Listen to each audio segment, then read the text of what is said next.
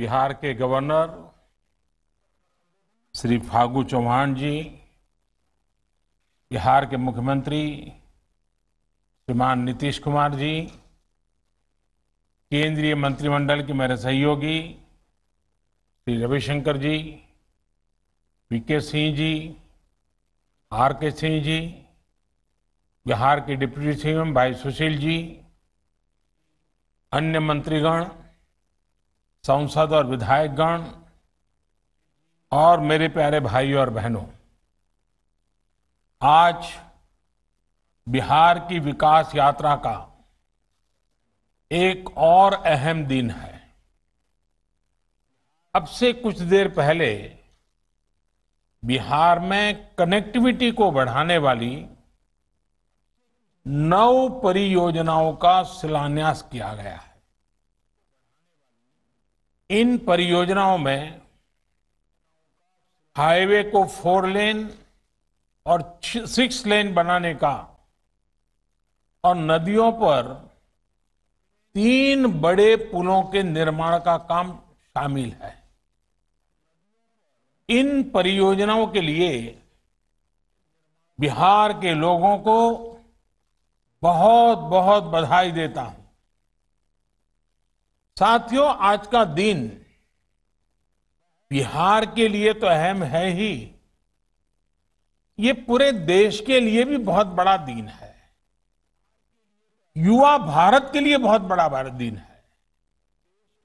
आज भारत अपने गांवों को आत्मनिर्भर भारत का मुख्य आधार बनाने के लिए भी एक बड़ा कदम उठा रहा है। और खुशी ये है कि इसकी শুরুआत कार्यक्रम पूरे देश में है, लेकिन इसकी शुरुआत आज बिहार से ही हो रही है। इस योजना के तहत 1000 दिनों में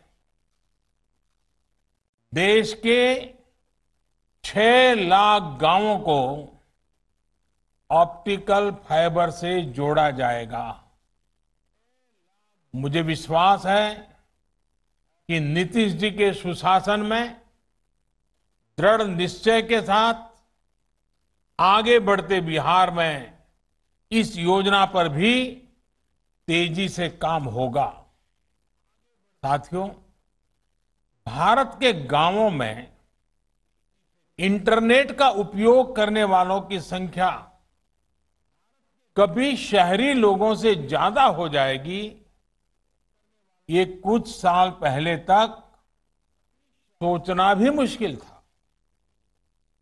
गांव की महिलाएं, किसान, गांव के युवा भी इतनी आसानी से इंटरनेट का इस्तेमाल करेंगे, इस पर भी बहुत लोग सवाल उठाते थे। लेकिन अब ये सारी स्थितियां बदल चुकी। आज भारत डिजिटल ट्रांजैक्शन करने वाले दुनिया के सबसे अग्रणी देशों की कतार में है। अगस्त के ही आंकड़ों को देखें, सिर्फ अगस्त के, तो इस दौरान लगभग 3 लाख करोड़ रुपए का लेन देन यूपीआई के माध्यम से हुआ, मोबाइल फोन के माध्यम से हुआ। कोरोना के इस समय में डिजिटल भारत अभियान ने देश के सामान्य जन की बहुत मदद की है। साथियों, इंटरनेट का इस्तेमाल बढ़ने के साथ साथ अब ये भी जरूरी है कि देश के गांवों में अच्छी क्वालिटी, तेज रफ्तार वाला इंटरनेट भी हो। सरकार के प्रयासों की वजह से देश की करीब 1.5 लाख पंचायतों तक ऑप्टिकल फाइबर पहले ही पहुंच चुका है। यही नहीं, बीते 6 साल में देश भर में 3 लाख से अधिक कॉमन सर्विस सेंटर भी ऑनलाइन जोड़े गए हैं। अब यही कनेक्टिविटी देश के हर गांव तक पहुंचाने के लक्ष्य के साथ देश आगे बढ़ रहा है। जब गांव गांव में तेज इंटरनेट पहुंचेगा तो गांव में पढ़ाई आसान होगी, गांव के बच्चे, हमारे ग्रामीण युवा भी एक क्लिक पर दुनिया की किताबों तक, तकनीक तक आसानी से पहुंच पाएंगे। यही नहीं, टेली मेडिसिन के माध्यम से अब दूर सुदूर के गांवों में भी सस्ता और प्रभावी इलाज गरीब को घर बैठे ही दिलाना संभव हो पाएगा। आपको मालूम है, पहले अगर रेलवे में कहीं आरक्षण करना होता था तो गांव से शहर जाना पड़ता था, कतार में खड़ा रहना होता था और रेलवे का आरक्षण के लिए हमें जाना पड़ता था। आज कॉमन सर्विस सेंटर में जाकर के अपने ही गांव में आप रेलवे का रिजर्वेशन, कहीं और जाना है तो उसका रिजर्वेशन आसानी से करा सकते। क्यों? इंटरनेट की सुविधा। हमारे किसानों को भी इसका बहुत बड़ा लाभ मिलेगा।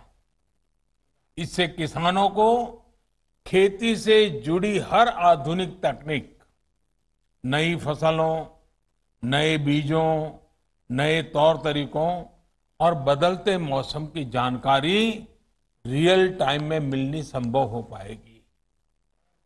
यही नहीं, अपनी उपज के व्यापार कारोबार को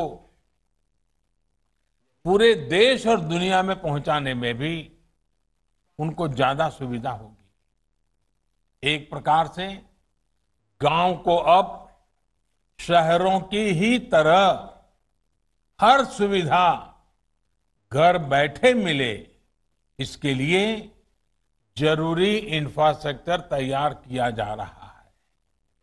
साथियों, इतिहास साक्षी है कि दुनिया भर में उसी देश ने सबसे तेज तरक्की की है जिसने अपने इंफ्रास्ट्रक्चर पर गंभीरता से निवेश किया है।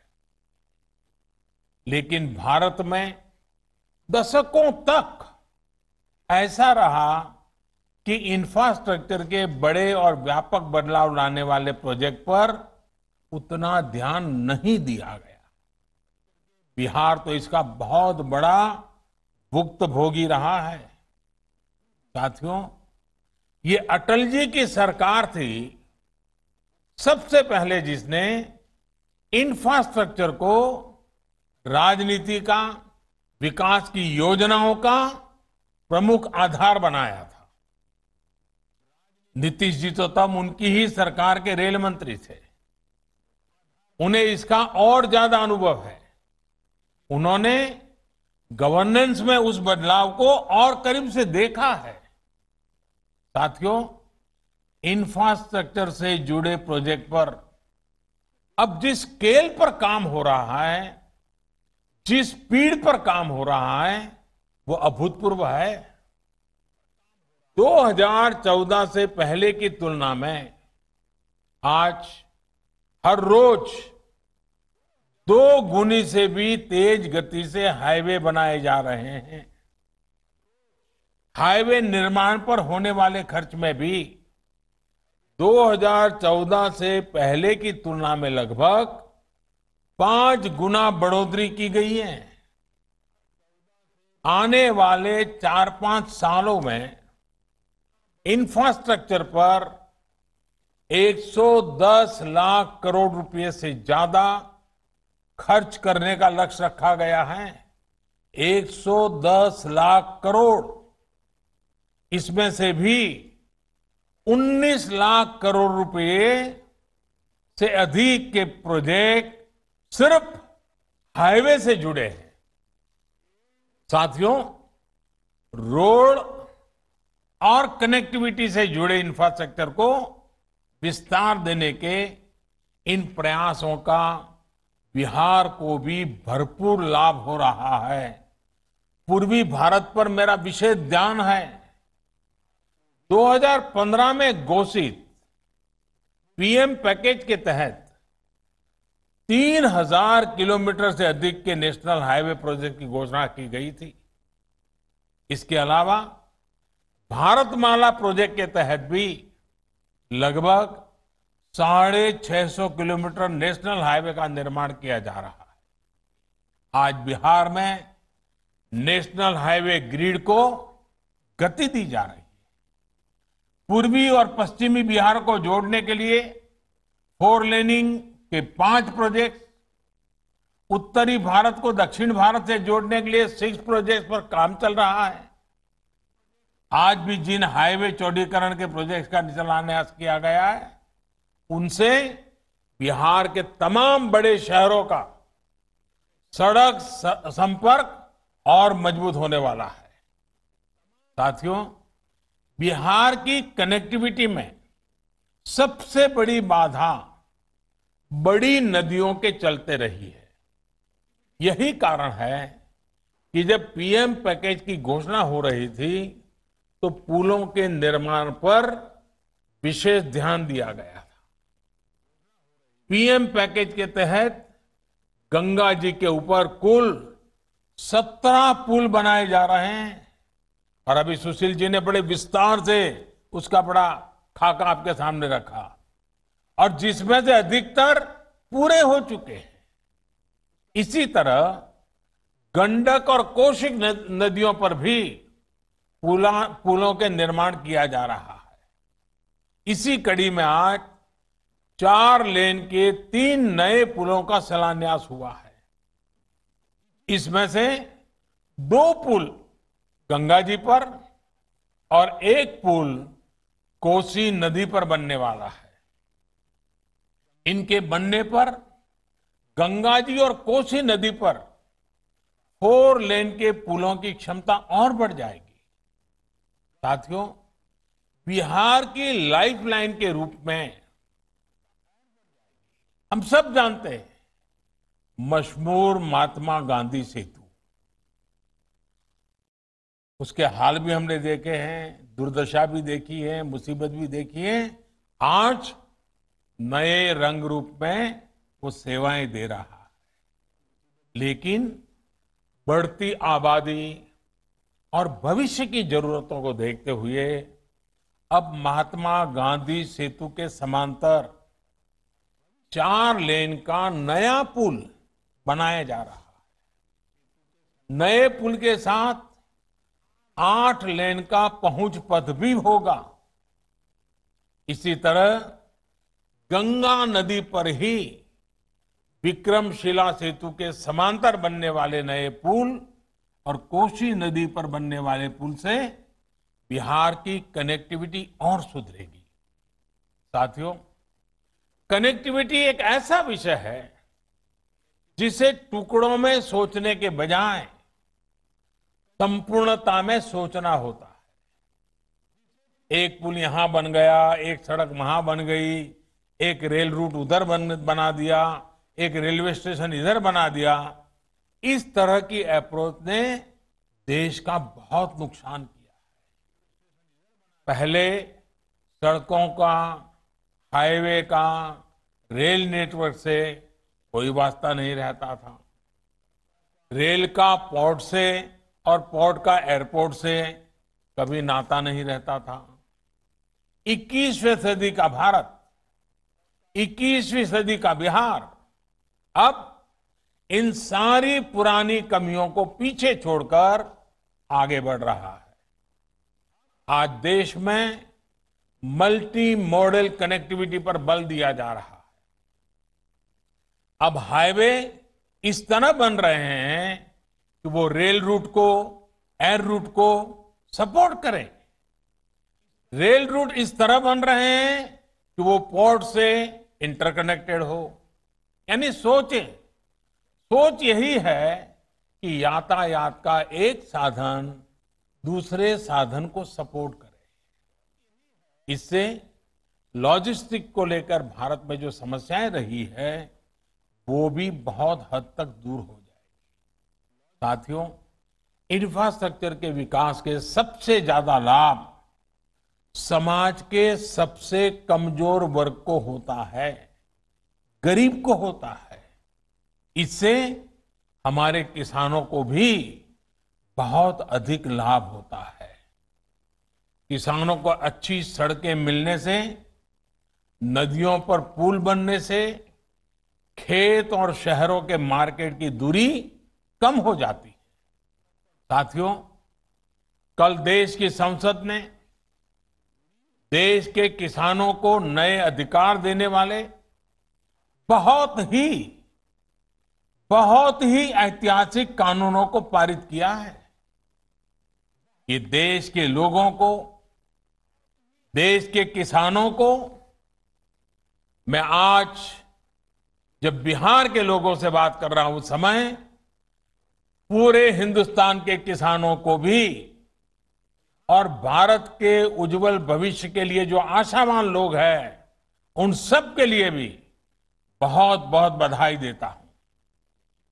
ये सुधार 21वीं सदी के भारत की जरूरत है। साथियों, हमारे देश में अब तक उपज और बिक्री की जो व्यवस्था चली आ रही थी, जो कानून थे, उसने किसानों के हाथ पांव बांधे हुए थे। इन कानूनों की आड़ में देश में ऐसे ताकतवर गिरोह पैदा हो गए थे जो किसानों की मजबूरी का फायदा उठा रहे थे। आखिर ये कब तक चलता रहता? और इसलिए इस व्यवस्था में बदलाव करना आवश्यक था और ये बदलाव हमारी सरकार ने करके दिखाया है।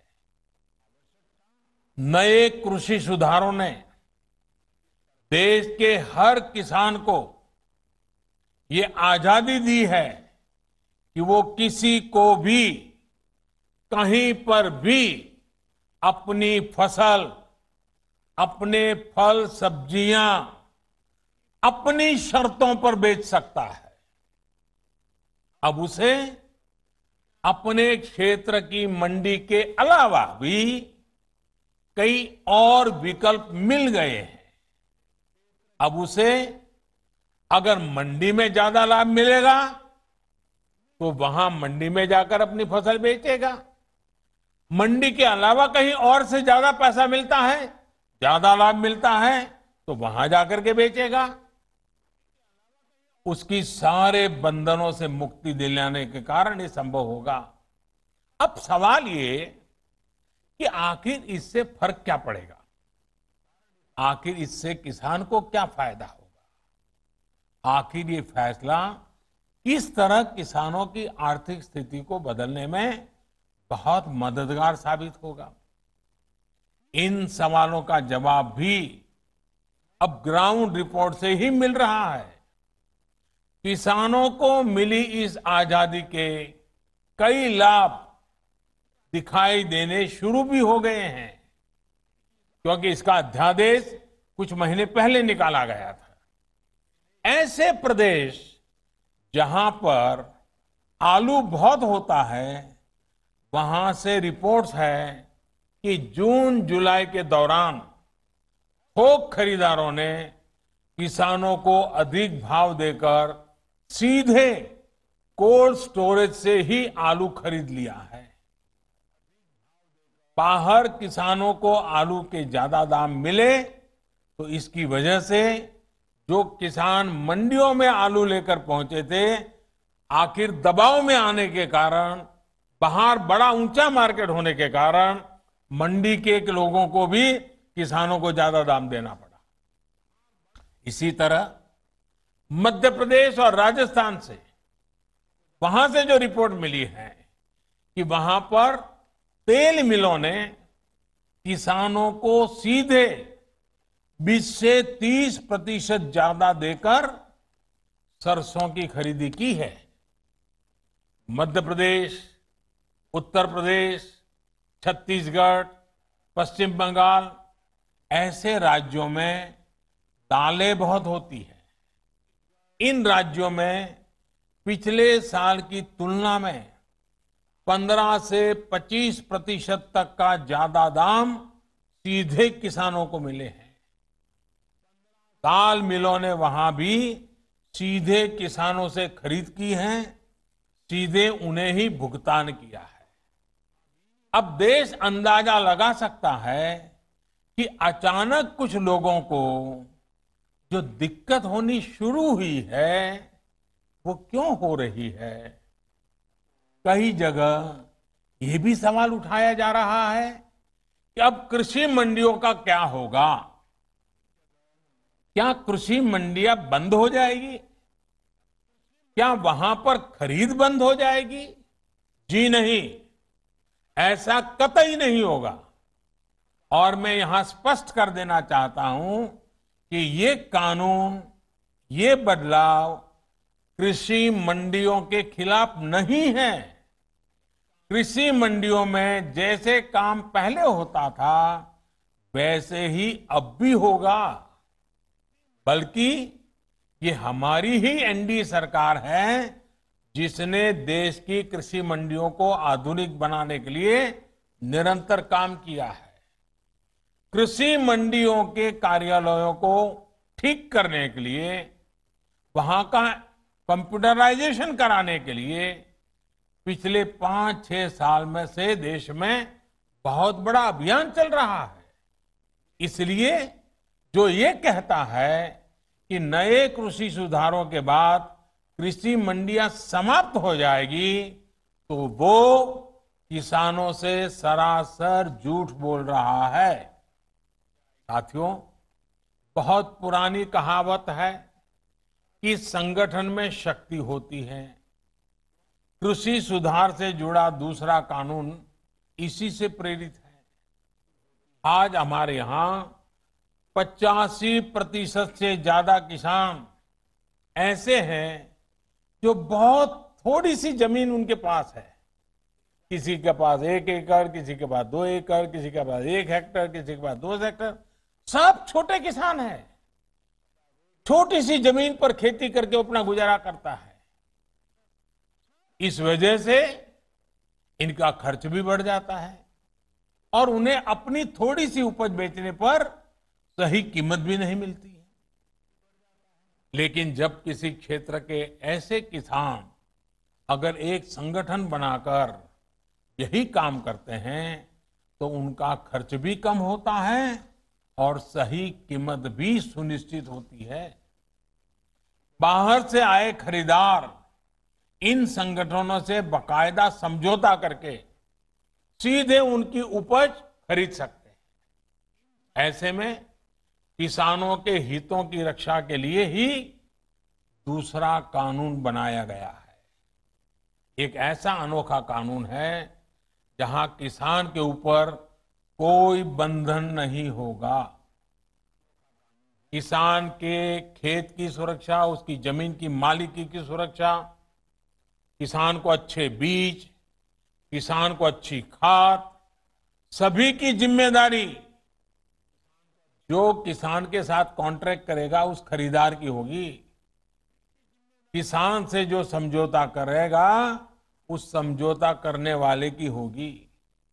साथियों, इन सुधारों से कृषि में निवेश बढ़ेगा, किसानों को आधुनिक टेक्नोलॉजी मिलेगी, किसानों के उत्पाद और आसानी से अंतर्राष्ट्रीय बाजार में पहुंचेंगे। मुझे बताया गया है कि यहां बिहार में हाल ही में 5 कृषि उत्पादक संघों ने मिलकर चावल बेचने वाली एक बहुत मशहूर कंपनी के साथ एक समझौता किया है। इस समझौते के तहत 4000 टन धान वो कंपनी बिहार के इन एफपीओ से खरीदेगी। अब इन एफपीओ से जुड़े किसानों को मंडी नहीं जाना पड़ेगा। उनकी उपज अब सीधे नेशनल और इंटरनेशनल मार्केट में पहुंचेगी।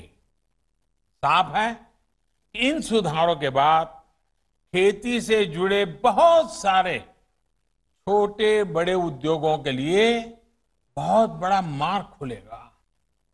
ग्रामीण उद्योगों की ओर देश आगे बढ़ेगा। मैं आपको एक और उदाहरण देता हूं। मान लीजिए कोई नौजवान एग्रीकल्चर सेक्टर में कोई स्टार्टअप शुरू करना चाहता है, वो चिप्स की फैक्ट्री ही खोलना चाहता है। अभी तक ज्यादातर जगह होता यह था कि पहले उसे मंडी में जाकर आलू खरीदने होते थे, फिर वो अपना काम शुरू कर पाता था। लेकिन अब वो नौजवान जो नए नए सपने लेकर के आया है, वो सीधे गांव के किसान के पास जाकर उससे आलू के लिए समझौता कर सकेगा। वो किसान को बताएगा कि मुझे इस क्वालिटी का आलू चाहिए, इतना आलू चाहिए। वो किसान को अच्छी क्वालिटी के आलू पैदा करने में हर तरह की तकनीकी सहायता भी करेगा। साथियों, इस तरह के समझौतों का एक और पहलू है। आपने देखा होगा कि जहां डेयरी होती है, वहां आसपास के पशुपालकों को दूध बेचने में आसानी तो होती है। डेयरियां भी पशुपालकों का, उनके पशुओं का ध्यान रखती है। पशुओं का सही समय पर टीकाकरण हो, उनके लिए सही तरह के शेड बने, पशुओं को अच्छा आहार मिले, पशु बीमार हो जाए तो उनका डॉक्टर पहुंच जाए। और मैं तो गुजरात में रहा हूं, मैंने देखा है डेयरी कैसे पशुओं को संभालती है। बड़ी डेयरी दूध उत्पादक उन तक जाकर के किसानों की मदद करती है। और इन सब के बाद भी ये बड़ी महत्वपूर्ण बात है, ये जो दूध खरीदने का काम है वो तो डेयरी कर लेती है, लेकिन पशु का मालिक तो पशुपालक या किसान ही रहता है। पशु का मालिक कोई और नहीं बनता है। वैसे ही जमीन का मालिक किसान ही रहेगा। ऐसे ही बदलाव अब खेती में भी होने का मार्ग खुल गया है। साथियों, ये भी जग जाहिर रहा है कि कृषि व्यापार करने वाले हमारे साथियों के सामने एसेंशियल कमोडिटी एक्ट के कुछ प्रावधान हमेशा आड़े आते रहे। बदलते हुए समय में इसमें भी बदलाव किया है।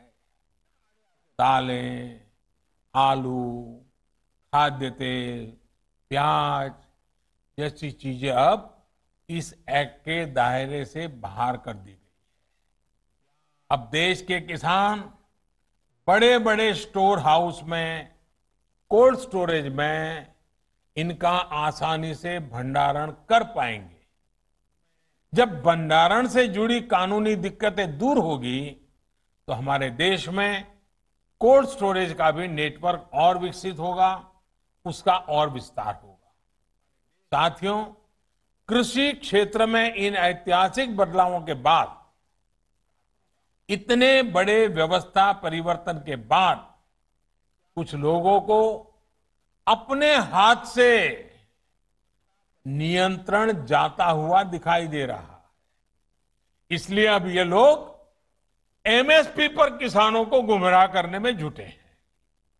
ये वही लोग हैं जो बरसों तक एमएसपी पर स्वामीनाथन कमेटी की सिफारिशों को अपने पैरों के नीचे दबाकर बैठे रहे। मैं देश के प्रत्येक किसान को इस बात का भरोसा देता हूं कि एमएसपी की व्यवस्था जैसे पहले चलती आ रही थी, वैसे ही चलती रहने वाली है। इसी तरह हर सीजन में सरकारी खरीद के लिए जिस तरह अभियान चलाया जाता है, वो भी पहले की तरह चलते रहेंगे।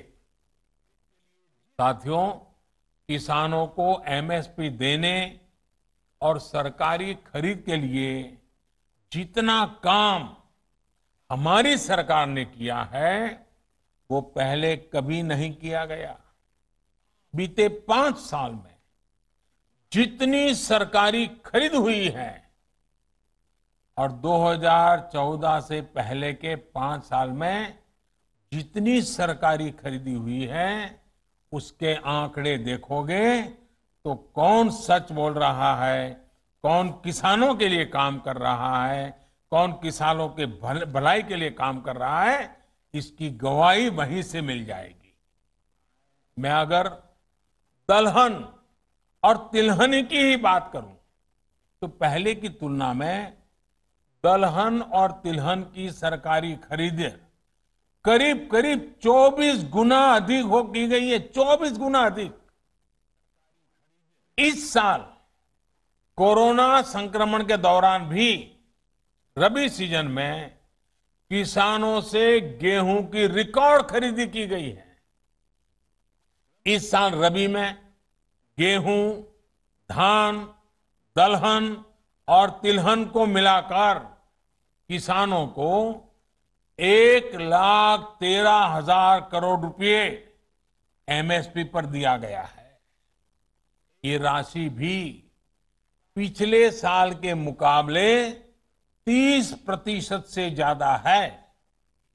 यानी कोरोना काल में न सिर्फ रिकॉर्ड सरकारी खरीद हुई बल्कि किसानों को रिकॉर्ड भुगतान भी किया गया है। साथियों, 21वीं सदी के भारत का यह दायित्व है कि वो देश के किसानों के लिए आधुनिक सोच के साथ नई व्यवस्थाओं का निर्माण करे। देश के किसानों को, देश की खेती को आत्मनिर्भर बनाने के लिए हमारे प्रयास निरंतर जारी रहेंगे और इसमें निश्चित तौर पर कनेक्टिविटी की बड़ी भूमिका तो है ही। अंत में एक बार फिर कनेक्टिविटी के तमाम प्रोजेक्ट्स के लिए बिहार को, देश को बहुत बहुत बधाई देता हूं और मैं फिर एक बार आपसे वही आग्रह करूंगा कि हमें कोरोना से लड़ाई लड़ते रहना है, हमें कोरोना को पराजित करके रहना है। हमने हमारे परिवार के हर सदस्य को कोरोना से बचाना है और इसके लिए जो भी यम नियम तय किए गए हैं उनका हम सब ने पालन करना है। कोई एक उसमें छूटछाट लेता है तो फिर मामला गड़बड़ हो जाता है। हम सब ने पालन करना है। मैं फिर एक बार मेरे बिहार के प्यारे भाइयों बहनों को बहुत बहुत धन्यवाद देता हूं। नमस्कार।